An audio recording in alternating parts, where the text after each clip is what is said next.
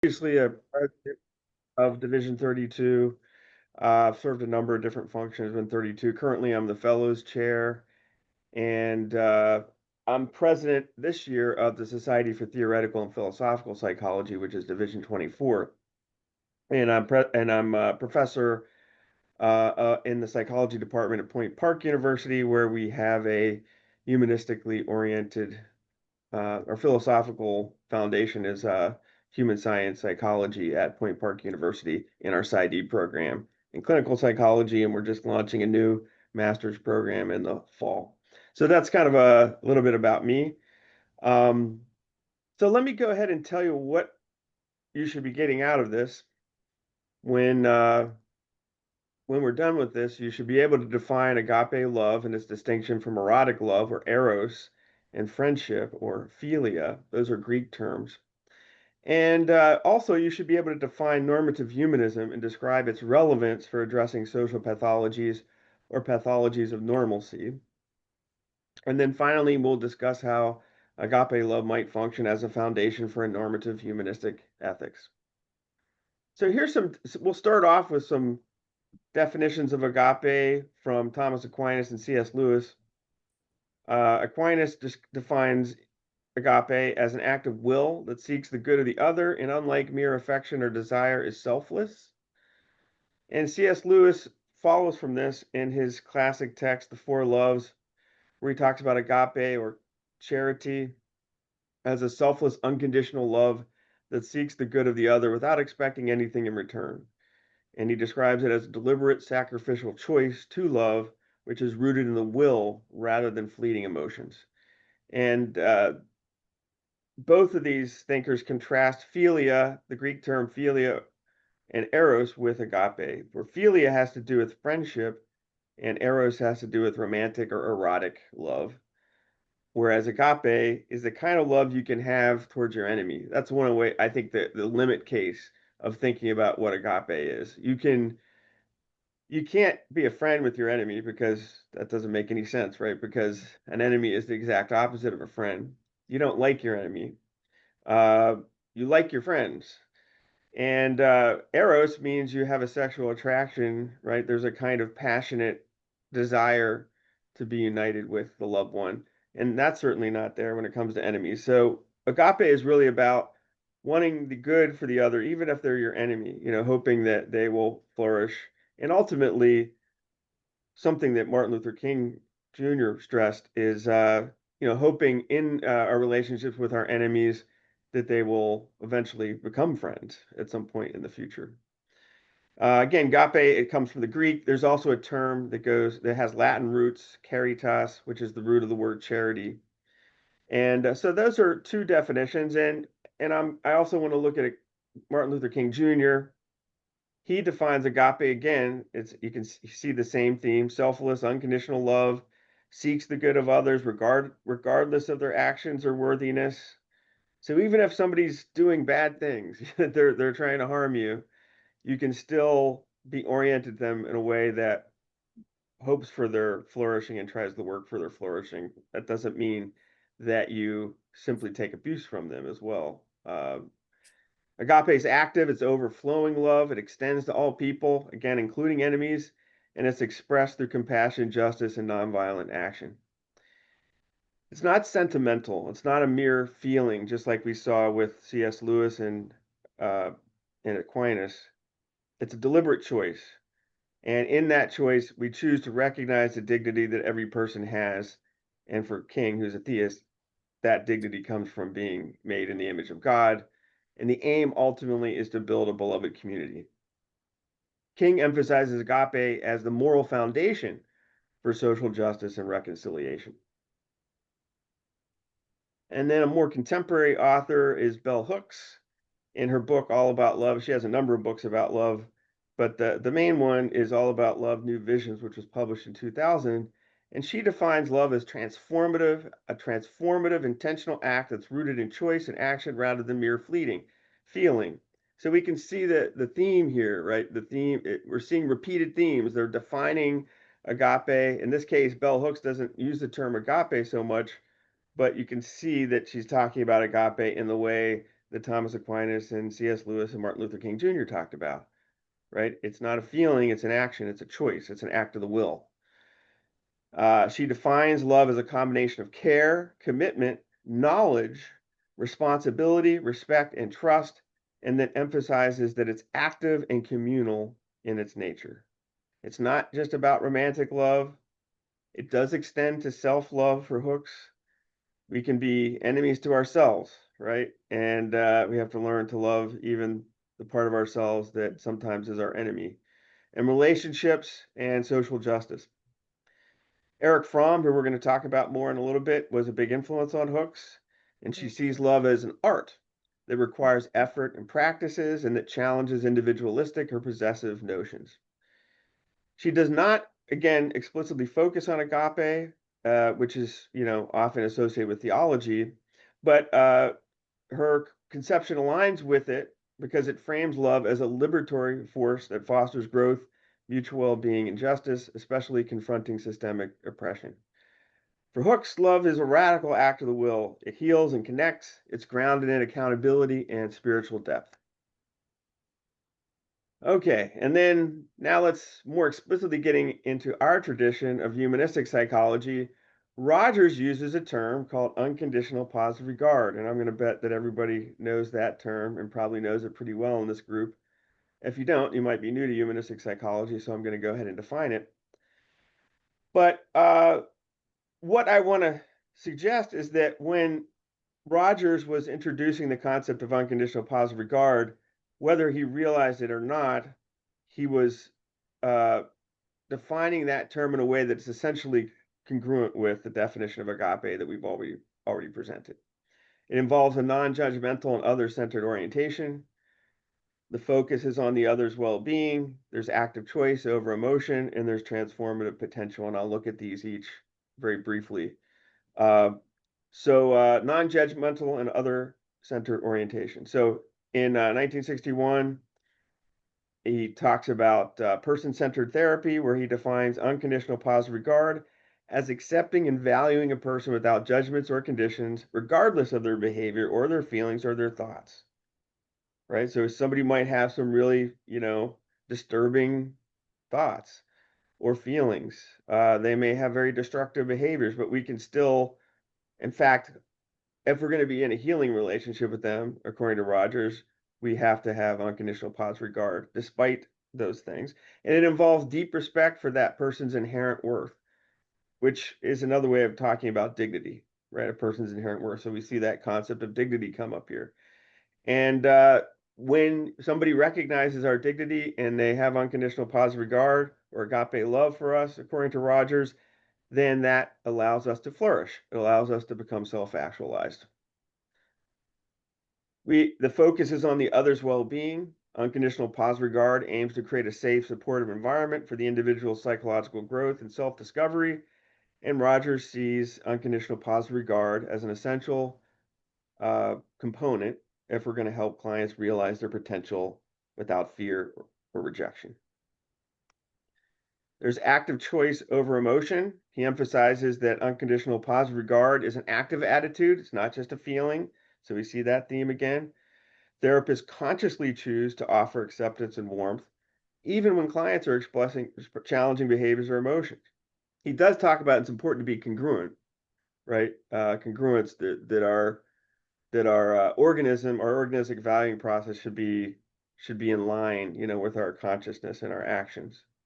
And that's part of a limit here, like sometimes we might not be very happy with the person that we're working with, and we need to find a way to express that our own feelings without rejecting the person, uh, but being able to communicate maybe what they're provoking in us in a way that's compassionate and empathic. Transformative potential. Unconditional positive regard transforms individuals. It enables them to accept themselves and to grow as a person. It allows them to move towards self-actualization in the context of a therapeutic situation. Although Rogers, as many of you know, took the concept of the essential conditions of psychotherapy, in particular the big three, empathy, unconditional positive regard, and congruence, and said that any healing relationship not just professional therapeutic relationships, but any relationships, family relationships, student-teacher relationships, you name it. All relationships are potentially growth-inducing if they have those conditions in place. And then Maslow. So Maslow distinguishes between two types of love, what he calls D love and B love, deficiency love and being love. So I'm going to find each of those. D love is not agapic love. It's more it's driven by a lack or a need to belong, a need to be accepted, to have social connection. It's lower in the hierarchy of needs, and it's self-oriented. It seeks to fulfill deficiencies related to loneliness, security, or validation. It tends to be need-based, conditional, possessive, and often dependent on reciprocity. It's tied to the ego. It focuses on what the lover gains from the relationship. What am I getting out of this? Affection, status, emotional security. An example here would be loving someone because they make you feel valued and meet your emotional needs. And by the way, there's nothing wrong with D-love. We need it's a fundamental need that we have. And if we don't, according to Maslow, if we don't get D-love, if we don't get fulfilled that deficiency loves fulfilled, then we're not able to move on to B-love, which is essentially equivalent to agape, as we'll see. So here's the definition of B-love. So here, B-love is something that we see, according to Maslow, exclusively in self-actualized individuals. I think we can maybe debate with him on that, but we'd say that certainly people who are self-actualized and they've had their deficiency love fulfilled are better able to operate from a sense of psychological wholeness because they've met their basic needs. They can be more selfless and non-possessive in their love and admire and appreciate the other for their intrinsic being and not because they meet some kind of personal need for the self. Characteristics include it's unconditional, it's non-egoistic, it's giving, it's focused on the other's growth and existence. It aligns with peak experiences and a sense of transcendence. And an example here would be loving someone for who they are without expecting anything in return and then celebrating their individuality. So we can see that there are parallels between be love and agape. Both are unconditional and selfless. They both focus on the other's good. They're non-egoistic, and there's transformative potential. In be love, Maslow describes be love as non-possessive and free from neediness. It's focused on the other's intrinsic worth. It's not contingent on what the other gains, by what the lover gains, but on appreciating the other's being. Again, agape is unconditional. It seeks the good of the other without expecting reciprocity. There's a focus on the other's good. And be love, for Maslow, it involves delighting in the other's existence and supporting their growth without trying to control or possess them. It's aligning with Maslow's concept of self-actualization, where love enhances the other's potential. And then compare that to agape, where there's a prioritization of the well-being of the other person, whether that's spiritually, as in Aquinas, or relationally, as you see in C.S. Lewis, socially in King, or communally, as we see in Hooks. It seeks the other's flourishing and often at personal cost to the self. It's non-egoistic. Maslow says be love arises from psychological wholeness, where the lover is not driven by ego needs, but by transcendental appreciation of the other, transcendent appreciation of the other, I should say. Maslow notes that be love is characteristic of self-actualized individuals who are secure in themselves. And agape, by comparison, transcends the ego through its focus on the divine or a universal good, which Aquinas ties to grace, Lewis to divine love, King to moral redemption, and Hooks to liberation from self-centeredness.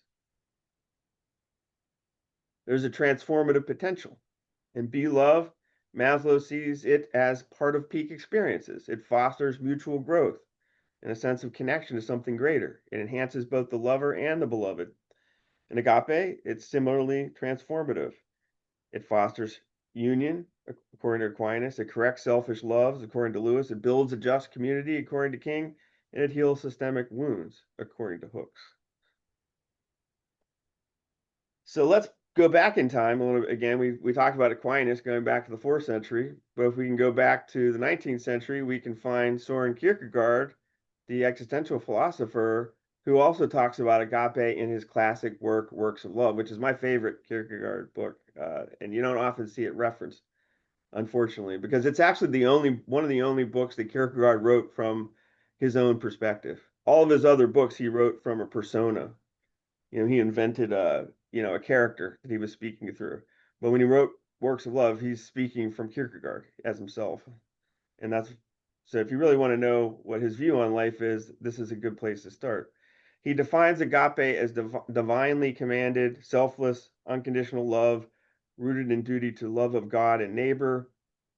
And unlike romantic or preferential love like eros or philia, which are based on attraction or some kind of mutual benefit, again, reciprocity, Kierkegaard's agape is an act of the will. So we see that again, just like in Aquinas. He says, Aquinas defines agape as willing the good of the other. Kierkegaard says agape is an act of the will that loves all people equally, regardless of their merit, status, or reciprocity. That's clearly not French. We can't like people equally. You know what I mean? Like some people are just annoying. Some people we enjoy being around, right? So, but we can respect each person's dignity equally. That's very different. He grounds it in the biblical commandment, you shall love your neighbor as yourself, in the Gospel of Matthew. And he emphasizes that the neighbor is anyone, including strangers or enemies, and not just those we naturally like. Since we're getting into existentialism, let's go back to one of our people in society, in the humanistic camp, Rollo May, right? The person who really first introduced existential psychology to the United States with existence. He explores love in his book, Love and Will, which is, I think, my favorite Rollo May book. And there he presents love as a complex, intentional act that integrates human drives, emotions, and existential choices. There are parallels with agape in May as well, both in the way May defines love and in the tradition of agape. They're both defined as selfless and about caring for the other. May's agape emphasizes disinterested care for the other's welfare. He emphasizes prioritizing their growth and freedom without seeking personal gain. And his broader concept of love as care aligns with this, focusing on the other's potential and well-being. Love in Rollo May is an intentional and willful act, as is agape. He underscores that love is an act of the will. It's right in the title of the book, Love and Will. It requires conscious choice and commitment. Agape, his version of love, or he does mention agape. He describes it as a deliberate decision to care and not a fleeting emotion. And he sees it as aligned with his existential emphasis on responsibility. There's a non-possessive nature to love, according to May, especially in its agape form. It avoids possessiveness. It respects the other's autonomy and individuality, and he critiques dependency or control in relationships and advocates for love that fosters freedom. And then finally, transformative potential. Love, including its agape aspect for May, fosters mutual growth and authenticity and helps both the lover and the beloved confront existential challenges and to realize their potential. And then again, another major figure in existential psychology is Viktor Frankl, author of Man's Search for Meaning. For those of you who aren't familiar with Frankl, he's a psychiatrist and Holocaust survivor. And in Man's Search for Meaning, he has one of the most profound definitions of love that you can find anywhere. In fact, it was one of the readings at my wedding to my wife, so I think he gives a beautiful description of love. He describes it as an existential act that transcends mere emotion or instinct. It's the deepest expression of human meaning, central to his logotherapy, which is his approach to analysis, and it emphasizes finding purpose in life. So let's look at a little bit deeper at Frankl's definition of love, and again, keeping in mind the parallels with agape. He sees love as a perception of the other's essence. This is something I really want to emphasize here. Love as a kind of perceiving. This is a little bit like when you think of will is, making a choice, right? To take an action. But here he's talking about love in addition to that as a way of perceiving, as a way of seeing, right? It allows you to see the other's essence. He views love as an act of seeing and affirming the unique spiritual essence of another person. He says love is the only way to grasp another human being in the innermost core of his personality. It involves recognizing the beloved's potential and individuality beyond their physical or psychological traits, not just looking at who the person actually is, but who they could be, and honoring that and wanting them to flourish in that way. By the way, there's I want to just pause for a moment and talk about there's research by a psychologist named Blaine Fowler. Some of you might know Blaine. He's been very involved in 24 more than 32. But Blaine, in his early work, did research on couples. And he did, and I won't get into the methodology because I don't have the time, but basically what he found was that when one member of that couple perceived the other member in that couple, their partner, as superior in certain traits than the person viewed themselves, then that person tended to become more like that over time, right? So if your lover perceives your potential and believes in you to have that potential, you're more likely to actually realize that potential. And I think that's essentially what Frankl is saying here. For love for Frankl is it's existential and intentional. It's a deliberate choice. Again, not just a feeling. It requires an intentional commitment to value the other's being, and that aligns with Frankl's emphasis on responsibility and freedom in finding meaning. Love is self-transcending. It's other-directed. It moves beyond self-interest to focus on the beloved's growth and purpose. So we can see these themes just come up over and over and over again in these different thinkers. He sees love as a way to transcend the ego. It connects with something greater than ourselves. There's a spiritual dimension. He's not explicitly theological, but he looks at love as having a spiritual quality. It's rooted in a human capacity to connect with what he calls ultimate meaning or the transcendent. And he describes love as a bridge to the eternal, which is often experienced in moments of deep connection or suffering. And then something that isn't so much emphasized in the other definitions that we've seen so far is this he links love to endurance through suffering. So he draws from his own experiences within the Holocaust, and he emphasizes that love can sustain meaning even in extreme adversity. And he recounts how thoughts of his wife gave him purpose in the concentration camps, which illustrates the power of love to help someone endure even very extreme physical suffering. So there's parallels with Agape here, and again, selflessness and other-centeredness, intentional and willful act, that it has a transcendent quality. There's a non-possessive and non-conditional quality to it, and has a transformative power. So you're starting to see, you see I'm doing a bit of a phenomenology here, right? We're starting to see there's certain essential themes that are coming up across all of these.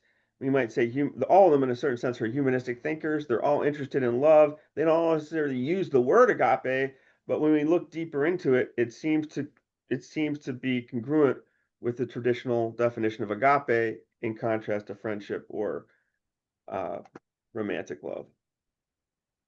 And then Erich Fromm. And Erich Fromm is going to be important here because it's going to transition us into the question of normative humanism and the relevance of all this discussion of love for addressing what I'm going to call social pathologies, which also comes from Erich Fromm.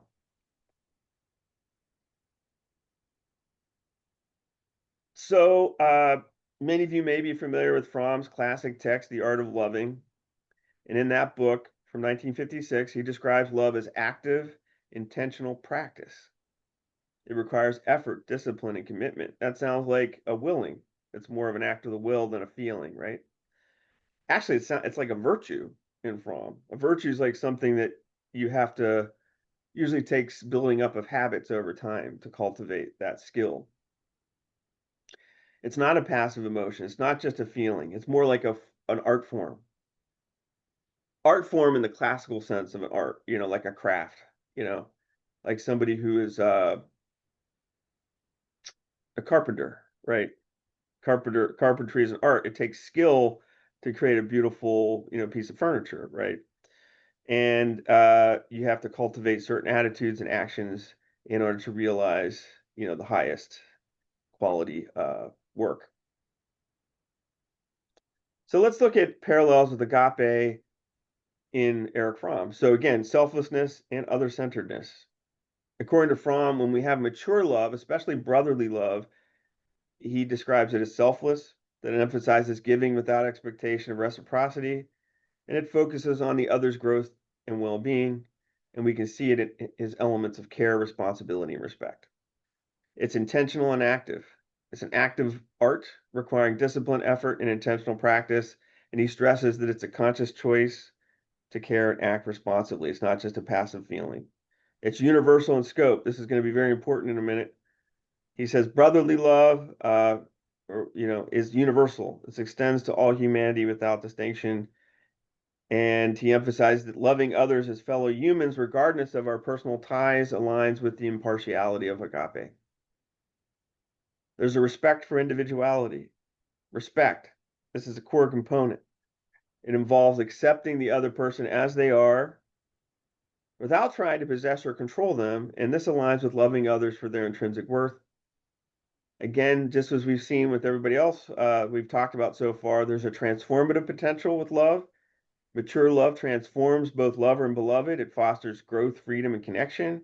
And brotherly love promotes a sense of human solidarity and meaning. And then finally, it's non-possessive in nature.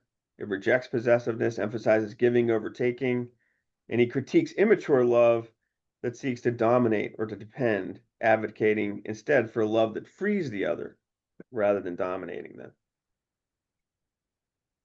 Okay, so now that we've seen all the parallels, all the ways of defining love within the humanistic tradition and some of the most seminal figures, and you might think of some people I haven't mentioned, I want to transition now to look at Fromm now in terms of how he defines something called social pathology, which has been very influential in my work in recent years.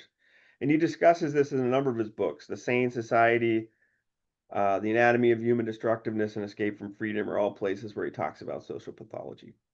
So for him, social pathology refers to the collective dysfunctions, distortions, or destructive tendencies within a society that arise when its structures, values, or institutions hinder human potential, creativity, and mental health. And this is a definition that's rooted in humanistic and psychoanalytic perspectives and emphasizes the interplay between the individual and their psychology as well as social systems. So you can't, for Fromm, you can't think about individual psychology without understanding the social systems within which that individual is embedded, right? All psychological phenomena are situated, would be what existential phenomenology would say. Situated. It's situated within history, within culture, and within social structures. So what are the key aspects of social pathology? Well, one from alienation is a core figure. It's a primary social pathology where individuals become disconnected from their authentic selves and others and their work because of dehumanizing social structures. In the case of modern industrial societies, capitalism, bureaucracy, and consumerism foster alienation by prioritizing profit, conformity, and materialism over human needs and relationships. And these alienation creates a defective social character. This means that society tends to shape individuals and their personalities to fit the economic and cultural systems. And so, as a result, a pathological social character emerges when social systems promote destructive traits like conformity and narcissism or aggression, rather than creativity, love, and reason. For example, he critiques what he calls the marketing character in modern societies, where people view themselves and others as commodities, and this leads to superficial relationships and a loss of individuality. As a result of a defective social character, there's a hindrance to human potential. It occurs when societal structures prevent individuals from realizing their full human potential. And Fromm defines this as the capacity to love and create, use reason, and to engage in productive activity. When societies prioritize domination, exploitation, or passive consumption over active participation and growth, that society is pathological. Societies that are pathological tend to produce destructiveness and violence, war, oppression. And this flows from a failure of that society to meet basic human needs for connection and meaning and identity that fosters malignant aggression, where individuals or groups turn to destructive behaviors to compensate for their existential frustration. And then finally, all of this together can be conceptualized as the formation of a collective neurosis. Entire societies can become potentially neurotic when their norms and values conflict with human physical health. For example, a society that normalizes greed, competition, or apathy creates what he calls a pathology of normalcy, where dysfunctional behaviors are accepted as standard. It masks their harm. So some examples of social pathology, and you can tell me when we get to discussion if you can think of others. Alienation, as we've talked about, consumerism and its relationship to addiction. We could look at something I've talked about before as war and violence as social pathologies. Even eating disorders has been associated with the thin ideal, social expectations that are unrealistic, especially for women, that can lead to eventually the formation of eating disorders, prejudice and discrimination of all kinds. And we can go down the list. So, pathology of normalcy is a key concept here. So, I just want to pause and look at it for a moment before we move on. So, in the Sane Society, he talks about a collective form of dysfunction where societal norms and behaviors and values are accepted as normal, but in fact they're detrimental to psychological health, creativity, and authentic existence. So, for example, you might I mentioned alienation. I've mentioned consumerism. Another one I can think of is materialism, right? People that prioritize accumulation of wealth for the sake of accumulation of wealth as a form of sort of as a way of achieving status, for example, and often at the expense of their relationships with others, the quality of their relationships with others, just as another example. That may be very normative, within certain communities to do that, socially acceptable, even socially rewarded, but it can be very destructive, not only to the people around that person, but also to the person themselves. So Fromm argues that a society is pathological when its standard practices and expectations conflict with basic human needs for connection, meaning, and self-realization, and yet those patterns of dysfunction are so ingrained that people perceive them as healthy or inevitable. And war is a good example of that. I think we've got to the point where people just accept that war happens, and we continue to fund militaries, and we do all these things that foment uh, military conflict because we just see it as just normative. It's just the way things are. And I think I would argue, and it's debatable, I know, but I would argue that the fact that we see war as a solution is a failure of the imagination. But we can talk about that maybe in the discussion. So moving on, how do we address this then? It can seem very overwhelming if we start to think about a whole society can be pathological and produce neurosis within its citizens. And Fromm argues that to address this problem, we need to begin to think about what he calls a normative humanism. And this is really what humanistic psychology has been the major project of humanistic psychology since its beginning. And there's some dangers to normative humanism because when you start to talk about what's normative or what ought to be, you can impose certain dominant values on those who may not share those values. And this is where I think agape maybe is a solution to that problem. And again, we can have a discussion about that and see what you think about that. So according to Fromm, normative humanism is really cornerstone of his version of humanistic psychology and social philosophy. You can read about it in his books, which I've listed here: The Sane Society, Man for Himself, The Heart of Man. It's a value-driven framework, and it emphasizes the inherent dignity, potential, and capacity for growth in every human being. It advocates for social and individual conditions that foster authentic human development, creativity, and connection. And unlike a merely descriptive humanism, which just describes what a human is, right? Which in a way just affirms the status quo. The purpose of normative humanism is to study human nature not just as it is, but in terms of an ethical ideal of what humanity ought to be, that it's grounded in humanistic universal principles. So what I want to suggest here, and then we can have a conversation, is could agape love serve as a foundation for normative humanism? If agape is a means by which the dignity of other people can be disclosed, which we've seen in a number of thinkers pointing that out, especially Viktor Frankl and in my own work. And then agape is a universal ideal toward which the quality of interpersonal relations can be adjudicated, judged as healthy or pathological within their social context. And if it's open-ended enough to be sensitive to context and the particularity of each person's needs within their given life projects or aims and within their social and cultural milieu, always taking account of that, then maybe pathology of some normalcy can be defined as socially typical structures that prohibit, suppress, or inhibit or otherwise undermine agapic relationships. So what it means to live in a society that's pathological is they undermine the possibility for this kind of love. So with that, we have about 10 minutes left. And so I want to raise some questions that we can discuss, and I'll put the PowerPoint down. But so the questions for me are that I want to offer for our discussion, and we can also take this in another direction too. But I'd like to start the discussion with these questions. One, can you think of any social pathologies that you see operative in contemporary society, if any?